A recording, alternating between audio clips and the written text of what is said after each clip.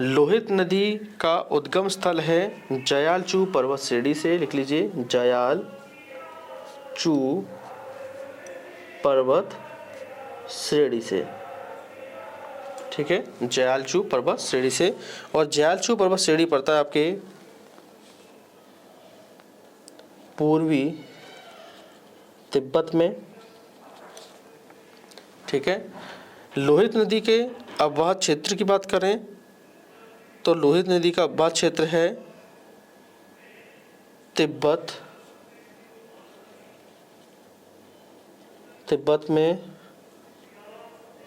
अरुणाचल प्रदेश में और असम में।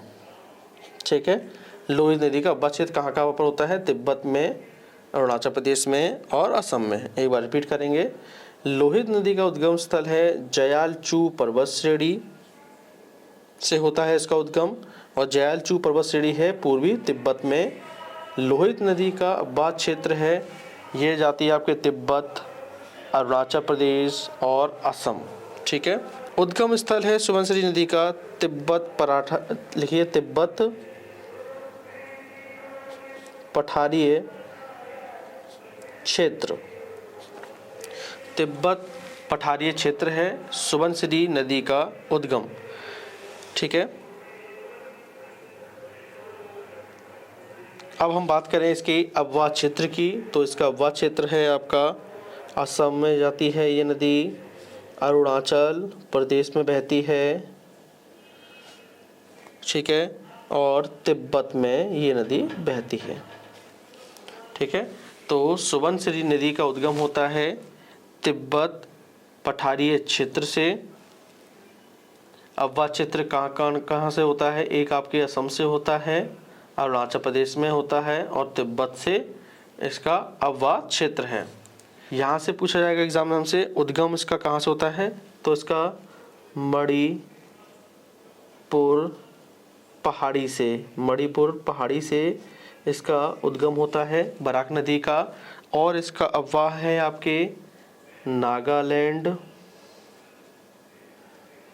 राज्य में, मणिपुर राज्य में, मिजोरम,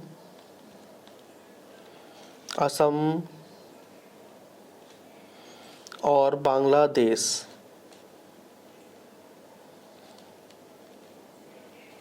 ठीक है, एक बार रिपीट करेंगे। चलिए, बराक नदी का उद्गम होता है मणिपुर पहाड़ी से। बराक नदी का अपवाह क्षेत्र है नागालैंड में, मणिपुर में बहती है, मिजोरम, नागालैंड, मणिपुर, मिजोरम, असम और बांग्लादेश में बराक नदी बहती है। ठीक है, माही नदी का उद्गम हमसे एग्जाम में पूछा जा सकता है। तो देखिए, इसका उद्गम होता है सिहावा पहाड़ी से। और देखिए, सिहावा पहाड़ी पड़ती है आपके छत्तीसगढ़ में। ठीक है, हम बात करें इसकी अपवाह क्षेत्र की, तो ये दो राज्यों में जाती है, एक आपके छत्तीसगढ़ हो गया, ठीक है, और एक हो गया आपके ओडिशा। छत्तीसगढ़ और उड़ीसा। ठीक है, माही नदी का मुहाना है आपके बंगाल की खाड़ी में माही नदी का मुहाना है। ठीक है, अगर हम इसकी प्रमुख सहायक नदियों की बात करें तो लिखना चाहे तो लिख लीजिए, प्रमुख सहायक नदी हैं ईब है, तेल है, हसदेव है और शिवनाथ है। ठीक है, तो माही नदी के बारे में एग्जाम में हमसे पूछा जाएगा कि इसका उद्गम कहाँ से है, तो सिहावा पहाड़ी छत्तीसगढ़ में है। ठीक है, अपवाह क्षेत्र इसका दो राज्यों में, एक है छत्तीसगढ़ और दूसरा उड़ीसा। ठीक है, और इसका मुहाना है माही नदी का।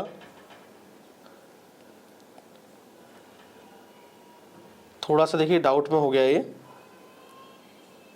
थोड़ा सा देखिए कन्फ्यूजन हो गया। माही नदी यहाँ से काटकर आप कर सकते हैं इसको महानदी, तो ये थोड़ा सा यहाँ पे कन्फ्यूजन हो गया था, तो माही ना करके इसे कर लीजिए महानदी।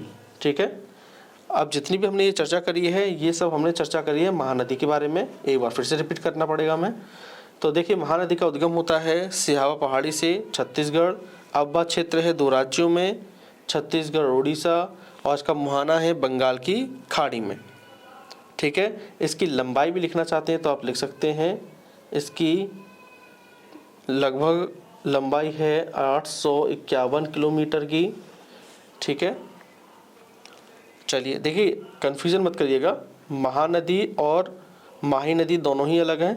ठीक है, तो ये जो हमने अभी लिखा है आपको, ये महानदी के बारे में बता दिया है हमने आपको। चलिए अब अगला देखेंगे संकोश नदी के बारे में। तो देखिए संकोश नदी की बात करें तो संकोश नदी का उद्गम है उत्तरी भूटान से इसका उद्गम होता है संकोश नदी का। ठीक है, और इसका सीमा निर्धारण की बात करें तो इसका सीमा निर्धारण होता है पश्चिम बंगाल और असम के मध्य से, असम के मध्य। ठीक है, संकोश नदी का संगम की बात करें तो इसका संगम है ब्रह्मपुत्र नदी से। ठीक है, और स्थान है वो असम बांग्लादेश सीमा के समीप। एक बार रिपीट करेंगे, संकोश नदी का उद्गम है उत्तरी भूटान से, सीमा निर्धारण है पश्चिम बंगाल और असम के मध्य में। ठीक है, और इसका संकोश नदी का संगम होता है ब्रह्मपुत्र नदी से, और कहाँ पर होता है, असम बांग्लादेश सीमा के समीप। चलिए अब अगली नदी के बारे में बात करेंगे। तो अगली नदी है वेदवती नदी। तो वेदवती नदी के बारे में बात करेंगे तो इसका उद्गम होता है पश्चिमी घाट शिरडी से, लिख लीजिए पश्चिमी घाट शिरडी से इसका उद्गम होता है। अववा क्षेत्र है इसका 2 राज्यों में, उनके नाम हैं कर्नाटक व आंध्र प्रदेश से। ठीक है, इसका अववा क्षेत्र है कर्नाटक व आंध्र प्रदेश में। इसका संगम है, वेदवती नदी का संगम होता है तुंगभद्रा नदी से, वेदवती नदी का संगम होता है तुंगभद्रा नदी से। ठीक है, देखिए इसका अन्य नाम है हगरी नदी, हगरी नदी के नाम से भी इसको जाना जाता है।